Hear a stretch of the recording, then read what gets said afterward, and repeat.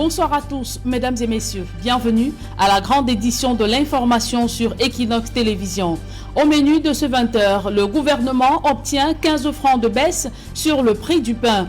Les pouvoirs publics n'ont pas réussi à ramener la baguette à 125 francs comme souhaité il y a une semaine. Le pain de 200 grammes coûtera donc désormais 135 francs sur le territoire national. Mais attention, l'application de cette baisse ne durera que 2 mois pour l'instant, puisque de grosses incertitudes demeurent sur le marché de la farine. Les explications sont à suivre dans ce 20h. La Confédération africaine de football crée une polémique après sa liste des nommés aux awards de l'instance. Dans cette catégorie, la CAF énumère les acteurs du football africain à primer lors de sa traditionnelle cérémonie prévue en décembre prochain. Mais une controverse est née après la liste des nominés.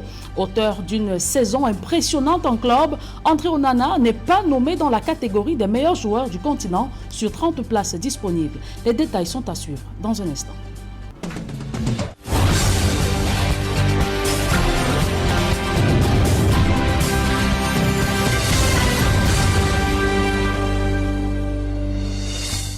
Une fois de plus, bonsoir à tous, mesdames et messieurs. Merci de nous recevoir chez vous.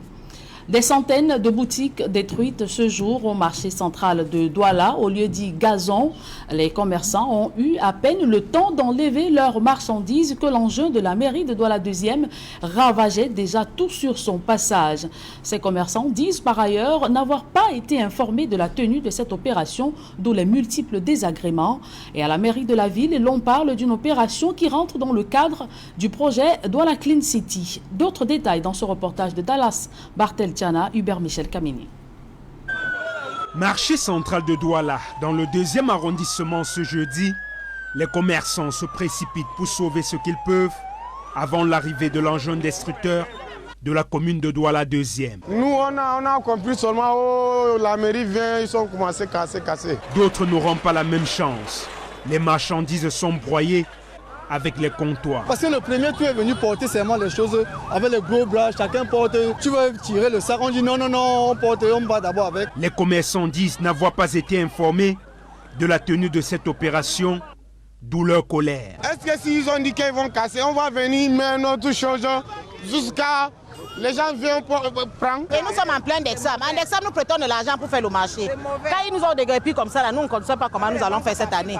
Avec les dettes que nous avons prêtées dans les banques pour le remboursement. La dite opération se déroule simultanément dans les autres espaces marchands de la capitale économique, comme c'est le cas à Bonamoussadi dans le 5e arrondissement de Douala. Désormais, il est interdit de jeter les ordures au sol. Il est interdit de fouiller dans les poubelles pour sortir tout ce qu'on veut et jeter par terre. Il y a des sanctions, il y a des amendes qui vont de 10 000, 25 000, 40 000 par rapport à l'infraction. À la communauté urbaine de Douala, l'on parle d'une opération qui rentre dans le cadre du projet Douala Clean City et qui consiste à libérer les emprises de la chaussée et les installations anarchiques. Il n'est un secret pour personne aujourd'hui.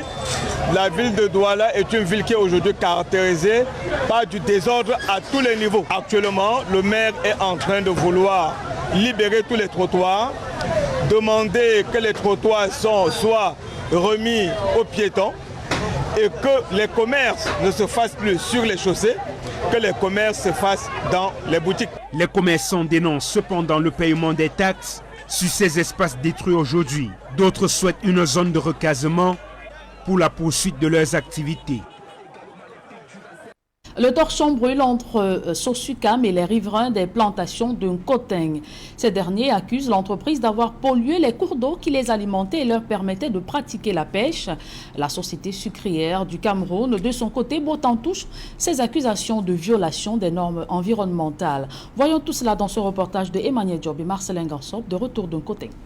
La mine grave, ils ont battu le macadam pour exprimer leur ras-le-bol. Eux, ce sont les habitants de Soboudou et de plusieurs autres localités du groupement Côte-un Village. Voici plusieurs années que ces populations meurent de soif et tirent le diable par la queue. Et pour cause, les principaux cours d'eau qui les alimentaient ont subi les affres de la pollution. Sosucam verse ses égouts dans cette rivière au point où on ne peut plus se ravitailler en eau, on ne peut plus nager.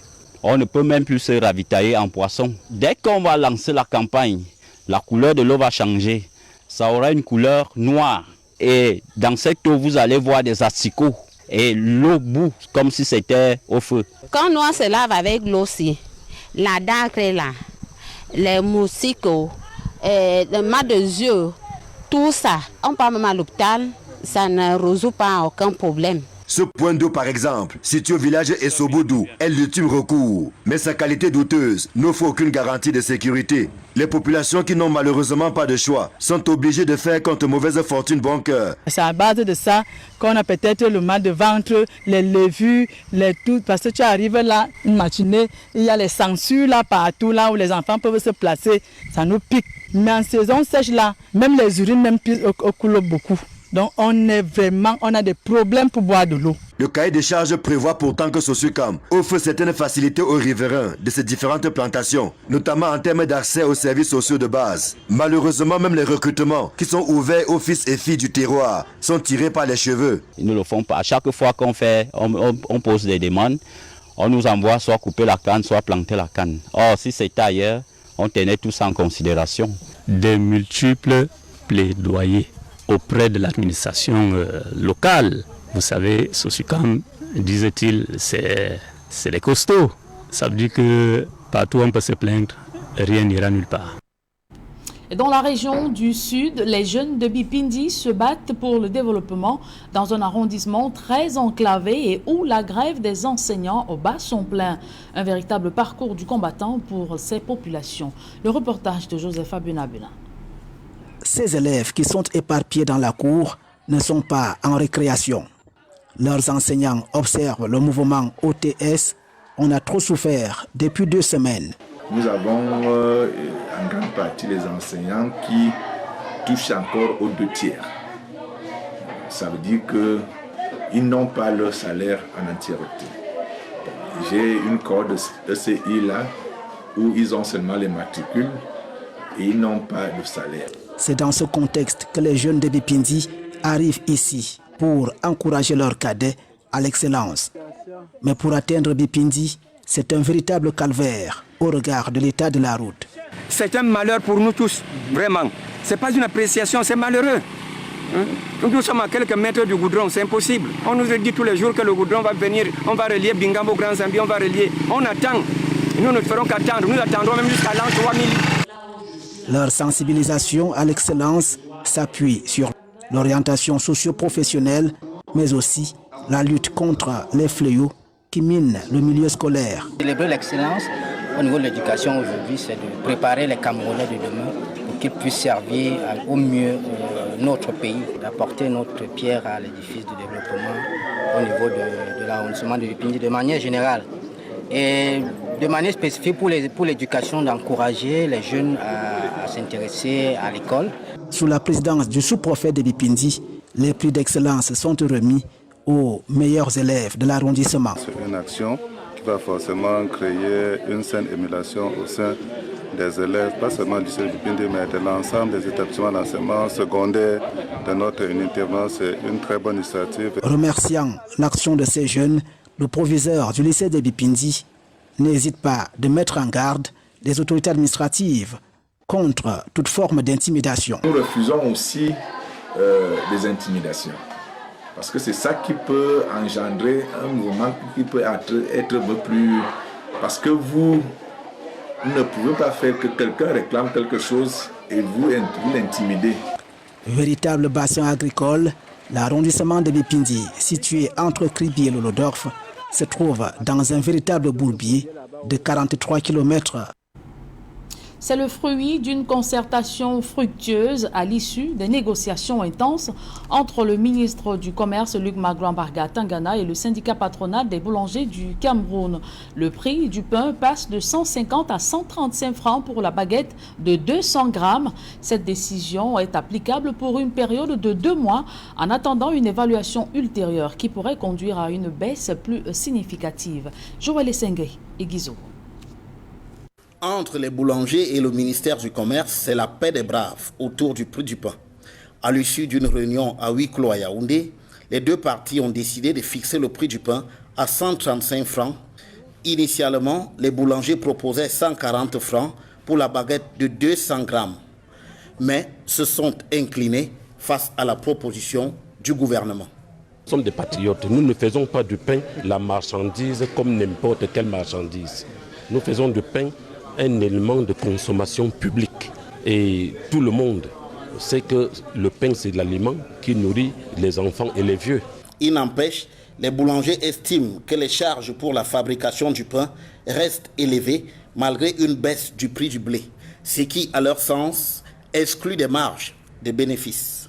Nous venons de discuter, de dire le pour et le contre. Finalement, on a arrêté un prix public qui est de 135 francs, qui arrange toutes les parties, même si nous n'allons pas faire de bénéfices dessus.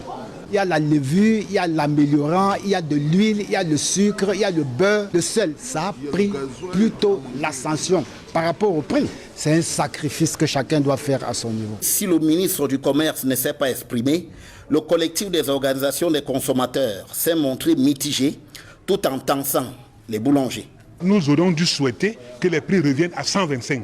Mais nous sortons de là en tant que patriotes à contre-cœur pour accepter cette période transitoire jusqu'au 31 décembre de 135 francs la baguette de pain. Nous souhaitons que cette fois-ci, les boulangers vont respecter le poids et la qualité. Ils n'ont jamais produit les pains de 200 grammes. Le nouveau prix du pain homologué sera en vigueur jusqu'au 31 décembre prochain, après quoi un nouveau prix sera fixé à la hausse ou à la baisse selon l'évolution de la conjoncture sur le marché international. Au moins 3 journalistes ont été tués cette année au Cameroun et plusieurs autres embastillés. Face à un cadre juridique qui réprime plus qu'il ne les protège, les personnalités proches des cercles du pouvoir profitent pour persécuter en toute impunité les travailleurs des médias. Et ces derniers ont, à l'occasion de la journée consacrée par les Nations Unies pour mettre fin à l'impunité pour des crimes commis contre les journalistes, appelés à œuvrer davantage pour garantir la sécurité des professionnels des médias. Sédik Chouna et Kevin Tchogo. Enlevé le 17 janvier 2023, Martinez Zogo, dont le corps mutilé est retrouvé 5 jours après sa disparition à Ebogo, banlieue de la ville de Yaoundé, est devenu le symbole des martyrs de la presse camerounaise. 9 mois après le meurtre, l'opinion nationale et internationale attend toujours de savoir qui sont les véritables auteurs de ce crime crapuleux. Supprimant la vie à un journaliste sans que ceux qui l'ont fait ne payent pour leurs actes, on encourage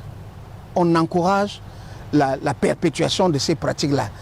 Et quand on encourage la perpétuation des violations ou des crimes contre ceux qui portent la parole de la société, ça veut dire qu'on encourage la structuration de l'État sauvage, de l'État de nature. Des journalistes sont au quotidien persécutés dans l'exercice de leur métier au Cameroun. Aujourd'hui classé 138e sur 180 des pays respectueux des libertés d'expression et de liberté de la presse par des organisations non gouvernementales. Dans le monde, il faut quand même dire que c'est 1600 journalistes assassinés en 2023 aujourd'hui. Il faut également dire qu'au Cameroun, nous avons déjà recensé 3 officiellement. Mais ces atteintes à l'encontre des professionnels des médias ont rarement été punies par les instances judiciaires. Nous avons des personnes qui sont décédées, mais nous n'avons pas d'enquête bouclée, nous n'avons pas de procès et encore moins nous n'avons pas de coupables. D'où le problème de l'impunité au Cameroun qui est un problème réel. La loi de 90 sur la communication sociale se préoccupe davantage de réprimer et de sanctionner les journalistes plutôt que de les protéger. On a 15 articles qui prévoient des peines de prison contre les journalistes, mais nulle part il n'est prévu des sanctions contre ceux qui entravent la liberté de la presse. Ce 2 novembre, l'on est rendu à la 10e journée de la fin de l'impunité pour les crimes commis contre les journalistes institués par les Nations Unies. Occasion pour les professionnels des médias réunis dans la ville de Douala de se pencher sur l'avenir du métier au Cameroun et au-delà.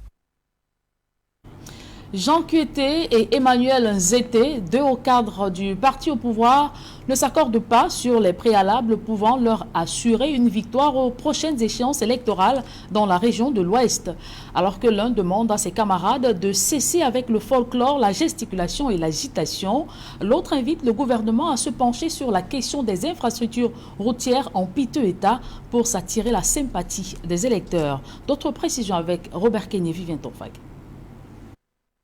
Jean Kueté, secrétaire général du comité central du Rassemblement démocratique du peuple camerounais, a au cours de son séjour dans la région de l'Ouest invité ses camarades à se mettre au travail afin de garantir au parti au pouvoir une victoire éclatante lors des scrutins prévus en 2025. Nous vous prescrivons de vous mettre résolument à l'ouvrage dès à présent et de tourner la page du folklore à la gesticulation et à l'agitation, car rien n'est ni définitivement acquis, ni acquis d'avance. Sauf que l'état de certaines infrastructures routières complexifie, selon Emmanuel Zété, la tâche qui leur est ainsi assignée dans une partie du pays où la bataille s'annonce âpre.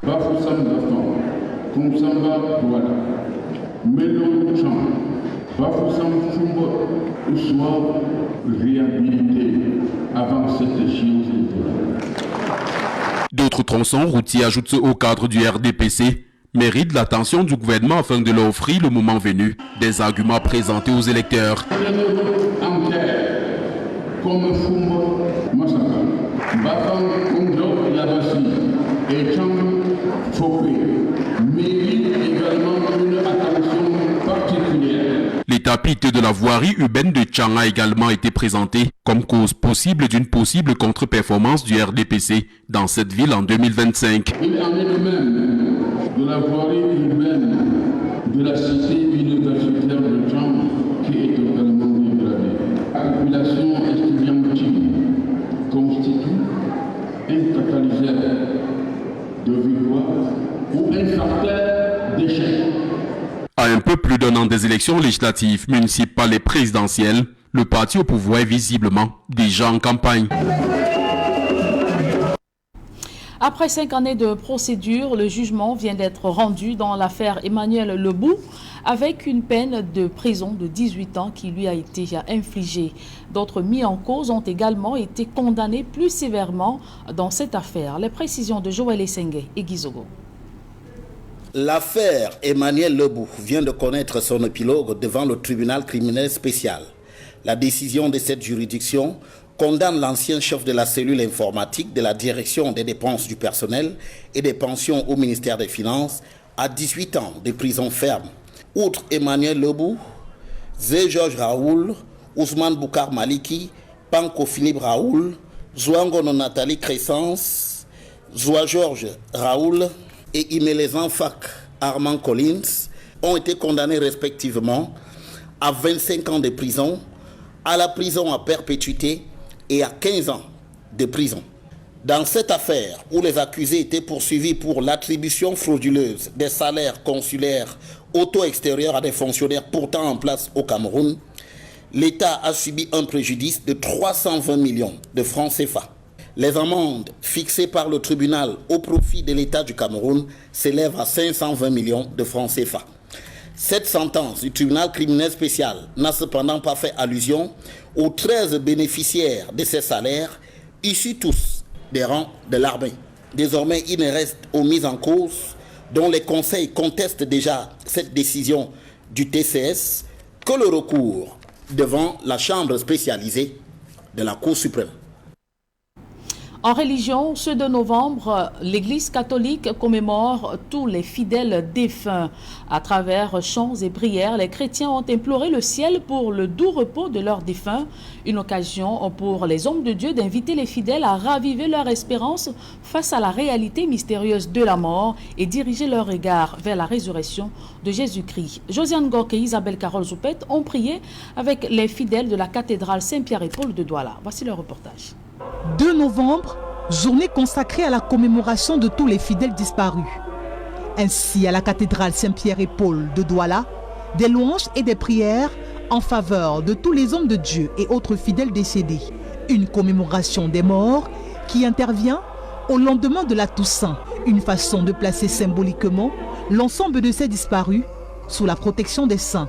Nous avons célébré la Toussaint, c'est-à-dire ces frères et sœurs qui sont des élus des saints. Nous qui sommes des vivants, nous sommes l'Église en marche pèlerinante. Et nos frères qui sont passés de cette vie à l'autre vie, la vie éternelle, à laquelle nous tous nous sommes appelés, ces frères, certains ne sont pas encore parvenus au royaume de Dieu. Certains souffrent dans le purgatoire qui est un lieu d'expiation des péchés. Et l'Église prie pour ces défunts parce que ces défunts ne peuvent plus rien d'eux-mêmes. C'est à travers nos prières que Dieu leur accorde cette miséricorde d'entrer dans son royaume. Par ce jour consacré aux défunts, l'Église signifie ainsi que la mort est une réalité qu'il est nécessaire et possible d'assumer, puisqu'elle est un passage à la suite du Christ ressuscité. Je crois qu'une telle célébration nous invite premièrement à reconnaître que sur la terre, nous ne sommes que des pèlerins, nous sommes des voyageurs.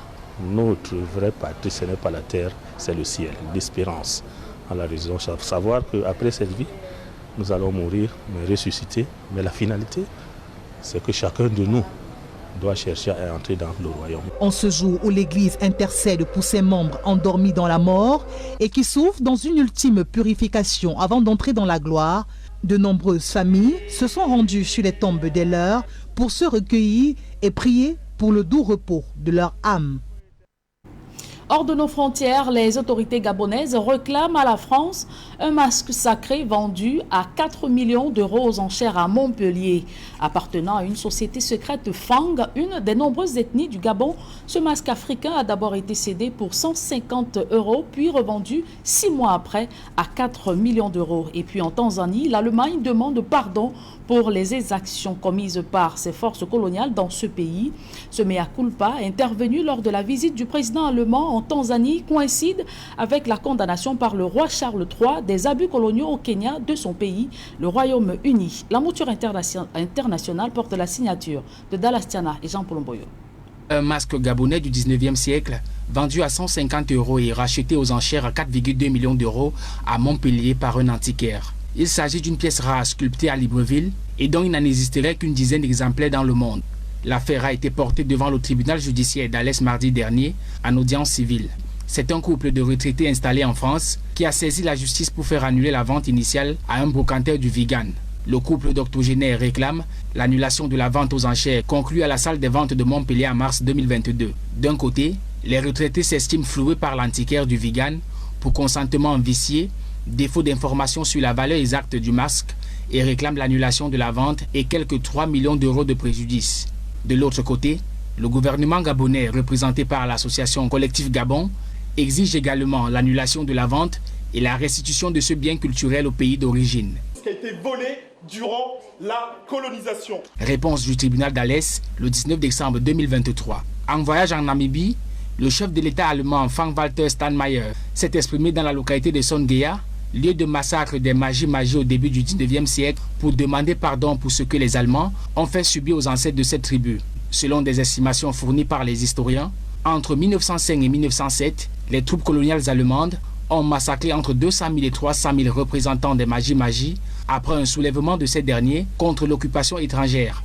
Cette visite de demande de pardon du président allemand en Tanzanie est concomitante de la condamnation par le roi Charles III des abus coloniaux au Kenya de son pays, le Royaume-Uni. Au 27e jour de guerre, Israël-Hamas. Les attaques du Hamas ont fait 1400 morts en Israël. En face, plus de 8700 Palestiniens ont perdu la vie dans des bombardements menés en représailles sur la bande de Gaza. Une première vague d'évacuation de Gazaouis blessés et d'étrangers coincés dans la bande de Gaza a été menée hier par l'Égypte. Sur ce dossier israélo-palestinien, le Conseil de sécurité de l'ONU expose depuis le début des divisions, rejetant 2 projets concurrents de résolution russes et américains sur la guerre entre Israël et le Hamas, en ce qui concerne notamment le droit de tous les États à l'autodéfense et le plaidoyer pour des pauses humanitaires.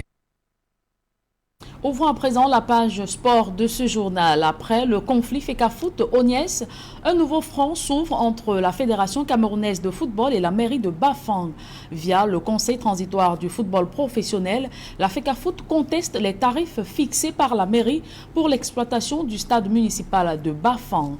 Le secrétaire général du CTFP était face à la presse ce jeudi à Yaoundé. C'était en présence de nos reporters Emmanuel Job et Aïk Cyril. Pour la reprise du championnat Elite One, après 10 jours de trêve, des matchs sont programmés entre autres au stade Omnisport Amadou Ahidjo de Yaoundé et au stade de la réunification de Bepanda à Douala. Toute chose qui laisse croire que les divergences entre la Fecafoot et l'ONIES au sujet de l'exploitation des infrastructures sportives sont désormais aplanies. Au stade Omnisport, on nous avait dit que la pelouse n'était pas disponible. Au stade de Ngouakele, on nous a dit que la pelouse ne sera pas disponible à partir du 5.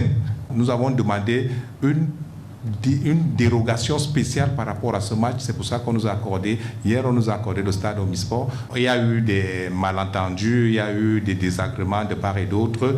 Les relations sont en train d'être harmonisées. Mais quand bien même la hache de guerre aurait été enterrée entre la FECAFOOT et l'ONIES, un autre front est ouvert entre la FECAFOOT et la mairie de Bafang. Dans une correspondance datée du 30 octobre 2023, le maire fixe les conditions assorties des tarifs de mise à disposition du stade municipal de Bafang. Le maire aurait outrepassé ses missions selon le CTFP. Dans le cas de la mairie de Bafang, le stade de Bafang, la mairie avait réinvesti avec un crédit du FECOM pour pouvoir arranger le stade. Bon, ils ont peut-être cru que c'était leur stade. Ils ont arrêté ces tours-là unilatéralement et en plus de ça, ils ont nommé un directeur de stade, le deuxième adjoint au maire. Il y a une correspondance qui est en cours par rapport à cela pour rappeler que ce n'est pas de son droit. Le championnat Elite One reprend alors que des dossiers restent en suspens. S'agissant notamment des matchs de la première journée Avion UMS et de la 5e journée Victoria United à PGS qui ne se sont pas disputés, le CTFP laisse le soin à la Commission fédérale d'homologation et de discipline de prendre les mesures qui s'imposent. Toujours en page sport de ce journal, la Confédération africaine de football a dévoilé la liste des nommés au CAF Award. La cérémonie qui récompense les meilleurs acteurs de football africain aura lieu le 11 décembre prochain à Marrakech, au Maroc. On connaîtra ainsi la meilleure équipe nationale de l'année 2022-2023, le meilleur joueur ou encore le meilleur entraîneur. Et parmi ces catégories, celle du meilleur joueur africain est la plus convoitée. Dans cette catégorie, 30 nommés, 2 Camerounais, mais pas de André Onana. Pour des analystes sportifs, il s'agit d'une mascarade. D'autres précisions dans ce reportage de Giressio par Fabrice Elomon. C'est un véritable contre-pied parfait que la Confédération africaine de football inflige à André Onana. Le gardien camerounais ne sera pas Ballon d'Or 2023 puisqu'il est le grand absent des 30 nommés en lice pour le prestigieux trophée qui récompense le meilleur joueur du continent. Une mascarade, selon plusieurs observateurs avertis de la sphère footballistique camerounaise. Évidemment, c'est un cataclysme en toute honnêteté qu'André n'y figure pas. Que jusque-là, meilleur gardien africain, 58 millions d'euros, rien que pour son transfert, il aurait dû figurer. Pourtant, le portier camerounais de 27 ans a réalisé une saison impressionnante avec l'Inter de Milan tout au long de la saison sportive écoulée, avec à la clé le meilleur palmarès et les meilleures statistiques depuis le début de sa carrière. Finaliste de la Champions League, vous êtes vainqueur de la Coupe d'Italie, vous faites un championnat honorable. Et quand vous dites que vous ne pouvez pas faire partie des 30 meilleurs, ça pose problème. Avec une clean sheet, le meilleur de la compétition Champions League, voilà, pour un total de 19 clean sheets en quasiment 45 matchs, c'est quelque chose de ouf. Des données jugées insuffisantes par le jury de la CAF, les analystes n'y comprennent rien ou pas grand-chose au regard des critères de nomination. Les critères sont simples, justement, on tient compte de vos performances en club, on tient compte de vos performances en sélection et surtout le plus important, compte tenu du fait que nous sommes de la génération NTIC, on tient compte justement de votre impact justement sur la vie, sur la société, en termes de followers, en termes de vision, en termes d'impact même. Pour le Ballon d'Or 2023, Franck Zambouanguissa et Vincent Baka sont les seuls Camerounais pouvant succéder à Sadio Mané. Le gardien des Lions indomptables, André Onana, se contentera de sa nomination parmi les 10 portiers nommés pour le titre de meilleur gardien africain, une catégorie créée cette année par la CAF. Le Ballon d'Or africain sera connu au soir du 11 décembre 2023 à Marrakech, au Maroc. La Côte d'Ivoire, qui accueille la CAN dès le 13 janvier prochain, va-t-elle intégrer le cercle des pays organisateurs ayant remporté la CAN en 33 éditions de Coupe d'Afrique des Nations? Seuls 11 pays hôtes ont réussi à s'imposer en finale.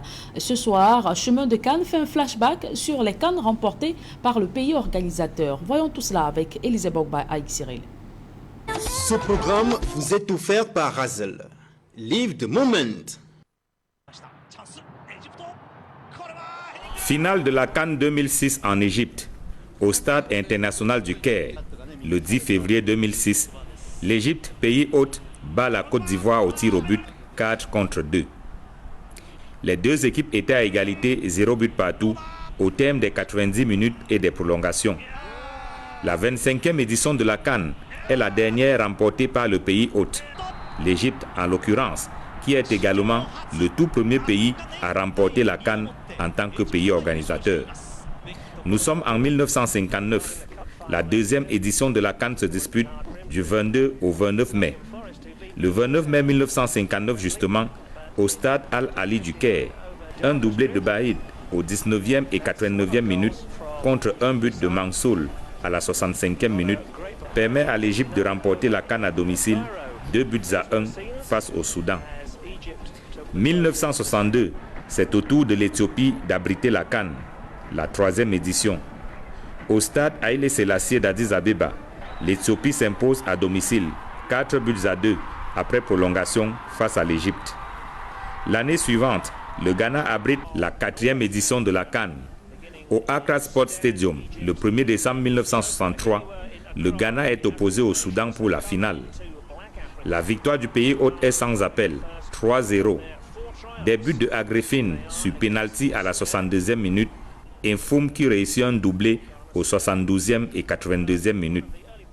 Battu par le Ghana en 1963, le Soudan prendra sa revanche à domicile en 1970. Face au Ghana, un seul but, marqué très tôt d'ailleurs par El Isset, offre au Soudan la 7e édition de la CAN. 8 ans plus tard, le Ghana organise la CAN pour la deuxième fois, la 11e édition en 1978. En finale, le 16 mars de cette année-là, l'Ouganda est désillusionné 2-0. Des réalisations de l'attaquant ghanéen Afrié à la 38e et à la 64e minute. La 12e édition de la CAN se dispute du 8 au 22 mars 1980 au Nigeria. Face à l'Algérie en finale, le Nigeria joue le prophète à domicile. Victoire sans embâche, 3-0, grâce à Ogdebami, 2e et 42e minute, et Lawal, 50e minute. 1986, 15e édition de la CAN en Égypte. Le pays organisateur souffre en finale avant de l'emporter 5-4 après tir au but face au Cameroun. Tout le contraire de l'Algérie. Le pays hôte de la CAN 1990, 17e édition, n'a pas trop de difficultés à défaire le Nigeria en finale. 38e minute, une frappe sèche de Oudjani à l'entrée des 18 mètres suffit à régler l'affaire. Après plusieurs années de musellement pour cause d'apartheid, l'Afrique du Sud signe son retour sur la scène internationale par l'organisation de la CAN en 1996. Un retour qui se fait de fort belle manière, puisque le pays hôte remporte la 20e édition de la CAN, 2-0 en finale contre la Tunisie. La Tunisie qui revient à la charge en 2004, au stade du 7 novembre de Radès, victoire en finale 2-1 face aux voisins marocains. La Tunisie remporte la 24e édition de la CAN à domicile. En 33 éditions de CAN, les pays hôtes se sont imposés 11 fois, dont 2 fois pour le Ghana en 1963 et 1978, 3 fois pour l'Égypte, 1959, 1986 et 2006. Ce programme vous a été présenté par Razel. Live the moment. Et c'est avec cet élément que nous mettons un terme à cette édition du 20h. Merci de l'avoir suivi, mesdames et messieurs. Ne quittez surtout pas la deuxième partie d'Equinox Soir. C'est dans un court instant avec Serge Alaotou et ses invités. Serge. Les boulangers avaient annoncé une baisse de 150 à 140 francs CFA, mais c'est finalement 135 francs le prix de la baguette de 200 grammes. C'est officiel depuis hier. Il faut dire que c'est le fruit d'une concertation fructueuse à l'issue des négociations intenses entre le ministre du Commerce, Luc Magloire-Barga Tangana, et le syndicat patronal des boulangers du Cameroun. Vous l'avez dit, le prix du pain baisse de 150 à 135 francs pour la baguette de 200 grammes. Mais attention, Serge Alaotou, l'application de cette mesure ne durera que 2 mois pour l'instant, puisque de grosses incertitudes demeurent sur le marché de la farine. C'est une affaire à suivre. Voilà, on appelait ça une phase transitoire. C'est dans l'essentiel Equinox Soir, deuxième partie. Bonsoir à vous, Julienne. Excellente à vous également. Rendez-vous demain. 20h. Et c'est la dernière. Rendez-vous demain, 20h, vous l'avez dit. On continue en plateau en compagnie de Charles Elisan. Brice Djolako, Arthur Assam et bien évidemment Marcus Mandeki, troisième. Marcus Mandeki, vous avez évoqué en première partie le fait que pour trouver un début de solution à ce problème de pièces, il faut utiliser la monnaie électronique.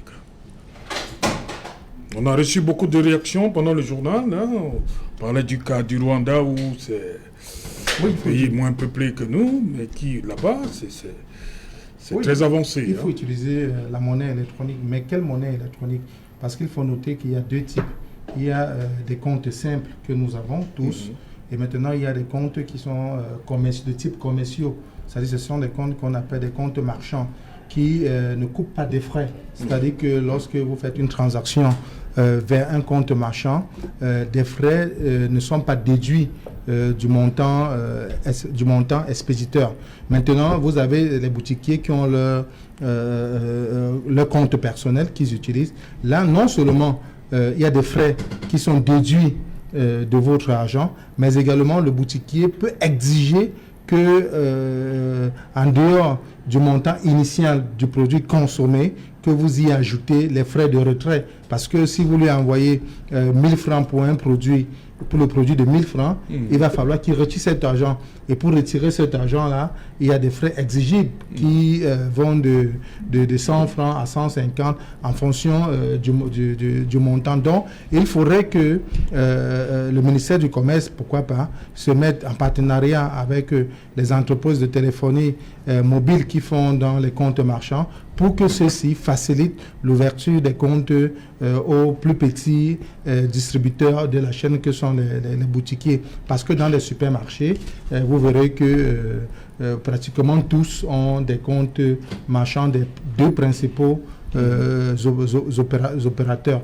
Donc ça peut être une solution pour pouvoir trouver une alternative aux pièces qui sont un problème véritable. Dans les grandes surfaces, c'est facile. Quand vous payez, si c'est 1721 ou 25 francs, vous pouvez payer avec votre monnaie électronique sans qu'il y ait déduction de frais venant de vous. Mais chez le petit boutiquier, comme je le disais tout à l'heure, non seulement vous allez pour 100 francs peut-être payer directement sur vous, environ 25 francs ou 22 francs. Mais le boutiquier également va exiger des frais de retrait pour ne pas être dans la perte. Bon, comme la mesure, c'est sur 2 mois, le gouvernement pourra évaluer les difficultés qui sont celles non seulement des consommateurs, mais aussi des professionnels de la filière. Et on va faire une évaluation. Mais j'ai dit, en termes de réflexion, il faudrait associer d'autres experts, des économistes, des usagers même, des consommateurs qui sont le dernier élément de la chaîne afin que ceux-ci puissent véritablement remonter les informations au plus haut niveau. Voilà. Arthur Assam, c'est un début de solution? Oui, c'est un début de solution. Je crois que c'est à peu près... Faire face à la rareté des pièces. Oui, pour être réaliste, c'est à peu près la démarche qu'il faut. Mais là, la condition, il faut que celui qui a sa petite échoppe au quartier ait les deux opérateurs. Parce qu'on a souvent vu, on a rencontré des commerçants, ils vous disent que non, moi je n'ai que tel opérateur. Oui, on a un autre problème qui peut naître. La plupart des boutiques au quartier n'ont pas ces comptes marchands, par lesquels il faut faire des paiements électroniques.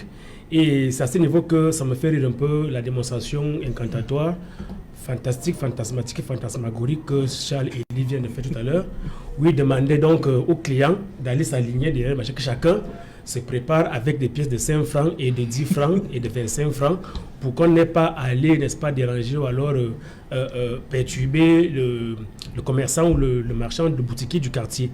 Mais moi, ça a fait rire beaucoup de gens au quartier parce que nous vivons ça au quotidien et j'ai l'impression que le système monétaire au Cameroun ne nous a pas habitués à manipuler les pièces.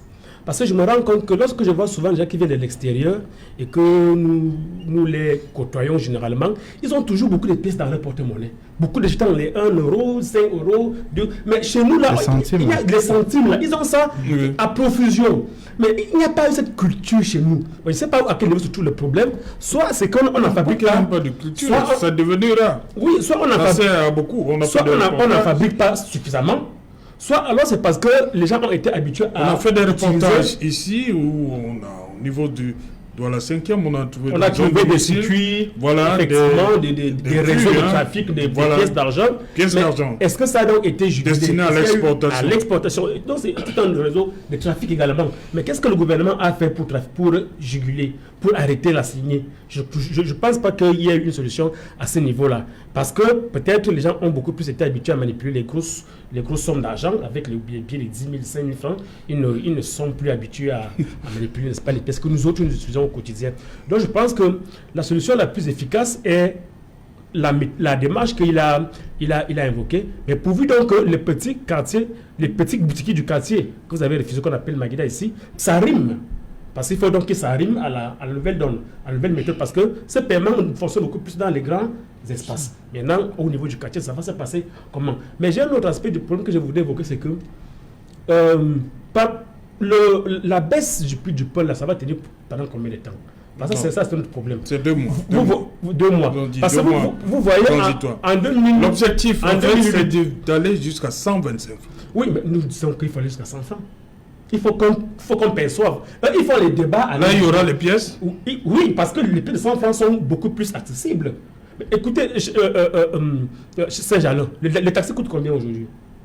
Nous sommes à 300, à 350. Pendant la pause, quelqu'un m'a dit, bon voilà, les taximens refusent les pièces de 10 francs. Ils refusent, ils ne prennent pas. Encore même que c'est très difficile. C'est les boulangers qui vont accepter ça? Oui, mais tout à l'heure, on va sortir l'émission. Mettez-vous un peu ici à l'école publique ou alors à Coiffe là pour prendre un taxi pour aller à Bonamoussali.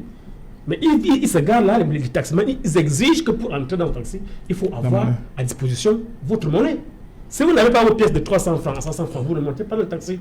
Alors qu'il y a une tendance qui fait quoi que les billets de 500 circulent beaucoup plus que les pièces. Notamment les petites pièces rouges dont on parle ici aujourd'hui. On va donc faire comment? Parce que lui, il est c'est-à-dire que trouver la monnaie. Alors on trouve la monnaie où? Il dit trouver la monnaie avant d'aller à la boutique. Trouver la monnaie. On va aller fabriquer la monnaie comment? Charles Elie. On va trouver la monnaie là où? En 2008, le président de la République avait pris des mesures. Oui. Dans le cadre des émeutes de la faim, il y a eu la vie chère. Et beaucoup de denrées avaient été revues à la baisse, notamment on parle de la farine, il y a eu donc le lait, le sucre, le poisson. Mais toutes ces mesures, j'ai eu l'impression que c'était juste les effets d'annonce. Parce qu'il n'y a pas eu d'impact réel sur le marché, les commerçants sont restés fixés, focalisés sur leur prix, leur montant. Au défi, n'est-ce pas, du gouvernement, ils ont continué d'appliquer, n'est-ce pas, les prix habituels. Et c'est à ce niveau qu'il faut également corroborer avec les deux chargeurs et disant. Il y a quand même une mentalité de nos commerçants au Cameroun qui ne facilite pas la tâche aux consommateurs. C'est-à-dire qu'il y a quand même un esprit, une mentalité qui existe, qui est de telle sorte que le commerçant au Cameroun se comporte comme un adversaire du gouvernement, un adversaire du consommateur et du client. C'est-à-dire qu'il y a une fraude entretenue dans la balance, dans la manipulation des prix, dans la fraude de façon générale. Tel que même lorsque les mesures sont prises, il y a des fraudes qui se maintiennent, des mesures à peu près de résistance, des résistances fortes qui ont du mal à accepter que, n'est-ce pas, les prix sont revus à la baisse. Je pense donc que le gouvernement a peut-être mal négocié parce qu'ils auraient pu aller beaucoup plus loin pour avoir un prix de la baguette à 100 francs. Ça aurait été, n'est-ce pas, une mesure consensuelle pour tout le monde. Brice Diolako, on reconnaît tous qu'il y a un problème de rareté de pièces. Voilà, vous êtes d'avis avec les autres que la solution de la monnaie électronique peut résoudre ce problème? Non, je dis encore une fois de plus qu'il s'agit là... Il faut donc trouver les pièces. Il faut donc trouver les pièces, parce que là, on se rend à l'évidence qu'il s'agit là d'un nouveau coup de massue que le gouvernement inflige comme ça à sa population, parce que, voyez-vous, nous avons d'abord de la peine à payer nos factures au niveau de Kamwata et bien d'autres par souci de pièces. Au niveau de l'électricité, on a de la peine à payer les factures d'électricité à cause des pièces.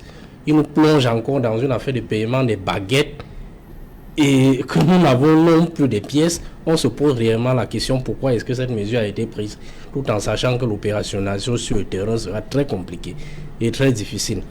Donc je pense que il va falloir encore revoir cette mesure dans la façon de la concevoir.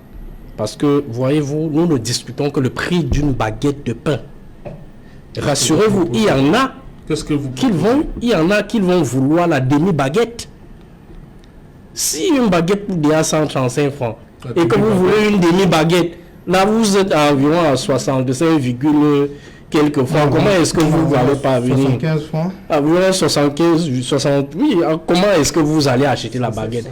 Oui, 65, 68 francs. Est-ce que vous pouvez disposer de 65, 68 francs? Ce n'est pas possible. Donc nous avons l'impression que ceux qui ont décidé de prendre cette mesure-là n'ont réellement pas analysé l'opérationnalisation. Justement, quand on va voir le boutiquier, on lui dit, bon... Le boutiquier a 2 francs, 3 francs pour vous rembourser. Un demi-pain. Est-ce qu'il aura 2 francs, 3 francs, 63, 4 francs pour vous rembourser? Ce n'est pas possible. La demi-baguette va coûter combien? La demi-baguette va coûter combien? Même si c'est 70 francs, il n'aura pas 30 francs la petite monnaie. Donc, en un mot comme à 1000, cette mesure est difficilement applicable. Voilà. Et c'est un échec, c'est encore un éléphant blanc. Et je rappelle encore qu'il ne s'agit pas d'une mesure gouvernementale. Parce que éclairons la lanterne de ceux qui nous regardent. La mesure est d'abord venue des boulangers eux-mêmes. Ce sont les boulangers qui ont engagé cette mesure. Et dans la suite, depuis hier, c'est 135 l'initiative est venue des boulangers. C'est dans les négociations qui se sont la décision a été prise. Arrangées. Malheureusement, on va sortir de l'émission. Malheureusement, vraiment, c'est une mesure, c'est un éléphant blanc comme on a l'habitude d'observer. Ok, Charles, vous maintenez que chaque Camerounais, dès demain, à partir de demain, doit sortir avec ses pièces. Je maintiens vous vous dites que vous avez les pièces à la maison, c'est ça? Je maintiens que je suis rationnel. Oui. Et que je suis de ceux qui vous dites que vous ne voulez pas trouver d'autres problèmes? Oui, je suis sûr que quand on a trouvé une solution à un problème, je m'aligne. Bon, je ne crée pas des problèmes sur les solutions. Charles, je vous pose la question, donc la demi-baguette va coûter combien? Quelle demi-baguette? De pain. Il n'y a pas de pain de 50 francs. Non, c'est ça. Non. Nous sommes en Colombo. On va voir le boutique en Colombo. Dans le boutique chez moi. Oui, la demi-baguette va coûter combien? Il y a les petits pains qu'on vend à 60 francs. Il y a les pains qu'on vend à 50 francs. Carrefour Harry. Pourquoi les gens cherchent toujours? Les gens viennent c'est pas comme ça. On ne coupe pas la baguette en deux. C'est le pain qu'on coupe alors que le pain est 50 à côté. C'est sûr, chercher le problème. C'est simple. Vous voulez un demi. Vous voulez non. Écoutez. Le demi-pain va coûter combien? Ça sera permettez à Charles de répondre. Je peux parler. Je vais dans une boutique. Oui. Il y a le pain de 60 qui est là. Il y a le pain de 50. Il y a le pain de 135. Pourquoi je prends le demi-pain où on va me chercher le monnaie 75 francs, 60 francs? Pourquoi vous voulez compliquer la vie? Pourquoi vous voulez compliquer la vie? Les prix n'ont pas été retenus pour Pardon. Les prix n'ont été retenus pour une baguette de 165 francs. Le pain celui qui va avoir la baguette, ça fait combien? La demi-baguette. C'est pas possible. Le prix a été au moment. La baguette coûte 135 francs. Si tu veux la baguette, tu vas à la boutique, tu prends. Vous avez fini avec l'affaire des monnaies, parce que vous cherchez toujours les problèmes. Maintenant, vous êtes sur l'affaire des demi-baguettes. Laisse-moi parler. Ouais. Je dis maintenant que là, on vend le pain là. La demi-baguette. Là, on vend le pain de 60 francs, qui est l'équivalent de la demi-baguette. Sauf qu'on ça coûte 60 francs. Du prix d'un il y a le pain qui coûte. Il y a le pain qui coûte 50 francs qui est là. Donc, pour simplifier ta vie. Est-ce qu'on a parlé des prix de 50 francs? C'est quoi? On parle d'un prix de 130 francs. Donc maintenant, quand tu veux donc prendre le pain, si tu veux manger la moitié du pain 135, oui. La moitié du pain 135, qui coûte 60 francs, 50 francs, prends le pain de 50, tu manges. 107,5. La moitié, c'est pas 50 francs, Charles. Qu'est-ce que tu veux? Tu veux un demi-pain? Demi-pain, oui. Le demi-pain de 200 grammes, c'est 100 grammes. C'est pas ça? Le pain, j'en ai 100 grammes. Où alors? Bon, maintenant, c'est ce qui s'est passé. Deuxième chose, tu as dit, le gouvernement a mal négocié les prix. Je ne sais pas pourquoi vous voulez toujours crier la guerre. Est-ce que le gouvernement est là pour négocier ou bien négocier les prix? Le gouvernement est là pour que les prix soient revus à la baisse. Et la période transitoire, c'est jusqu'au 31 décembre. Et pour voir si le prix va encore baisser en fonction des cours et tout. On peut arriver à 100. Toutes les solutions sont prises en compte pour qu'on arrive à 100. Il n'y a pas de triomphalisme ici pour dire que quelqu'un aurait gagné ou quelqu'un aurait perdu. Le plus important pour la ménagère qui va marcher, c'est que quand le prix baisse, c'est bien pour elle. Troisième chose, pourquoi vous dites que le boutiquier va refuser de prendre la monnaie? Quelle est cette boutique? Pourquoi vous voulez toujours donner la raison aux autres? La réalité. Charles, moi je m'en vivre. Je dis, j'ai reçu des messages, on dit les chauffeurs de taxi refusent les pièces de 10 francs, ils refusent les pièces de 5 francs. Il y a tout 5 francs. Non, vous pouvez composer. Donc, on va 300. Donc vous avez les 500 francs. Non, il y a des gens qui ont des pièces. Donc, je viens d'entendre cette émission qu'il y a des gens qui peuvent avoir 5 francs, ça fait 300. Non, pas forcément. Non, pas 100, ça pas sur le peuple. Non, pas forcément, pas forcément jusqu'à 300. Ce que je voulais dire, c'est que lorsque je veux prendre le taxi, et que j'ai 500 francs, si je prends 1, 2, parce que ça chaîne belle pour rentrer chez moi, c'est dit, à Carrefour, c'est 300 francs. J'ai pas de monnaie, il avait 350 tout à l'heure. Non, je dis avant 22h. D'accord. Je me tourne vers la femme qui vend le maïs à roule là. J'ai fait la monnaie. Il a dit, je veux, simplifions-nous la vie, chers Camerounais. Simplifions-nous la vie. Ne cherchons pas toujours là où il y a les problèmes. Quand on a trouvé la solution à un problème, amenons la solution à être plus solutionnée. Permettez-moi de m'exprimer ici. Pourquoi il faut toujours dire que le boutiquier doit refuser? Le peuple s'entend, il doit s'entendre, il prend. Il ne prend pas. Mais tu te plains à la milice à côté du chef du quartier. Merci. Il doit prendre. Merci, cher. Il ne refuse pourquoi? Voilà, rendez-vous demain. Il ne refuse pas. Rendez-vous demain. Voilà.